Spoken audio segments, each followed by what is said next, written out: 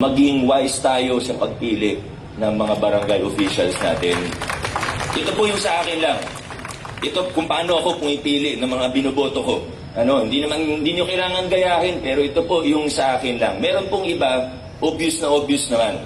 Kung may nakikita kayo, dalawang kandidato, yung isa tapat, yung isa magnanakaw, obvious naman siguro yung tapat yung pipiliin natin. Kung may nakikita tayong dalawang kandidato, yung isa matalino, yung isa bobo, siyempre pipiliin natin yung matalino. Kung may dalawang kandidato, may isa masipag, yung isa tamad, sino pipiliin natin? Siyempre yung masipag, yun may mga obvious. Pero may mga pagkakataon, siguro hindi tayo sigurado. Paano tayo mamimili?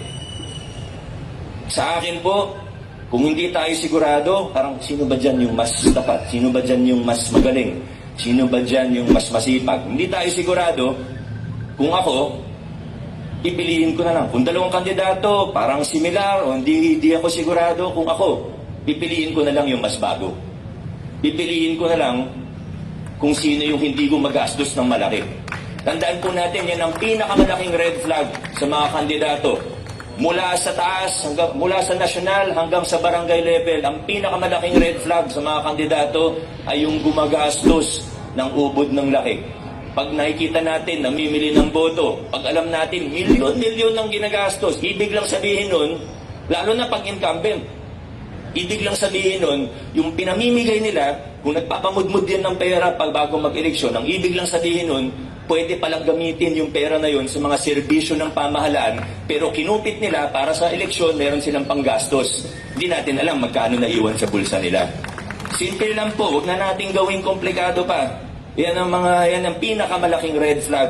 Huwag nating kakalimutan yan papunta sa barangay elections po natin. Ang mayor, hindi po muna mag-i-endorso ng mga kapitan, ng mga kagawad. Kaya ako po binabanggit, muli po, sinasabi ko lang kung saan tayo nang gagaling sa kasaysayan natin sa lungsod ng Pasig.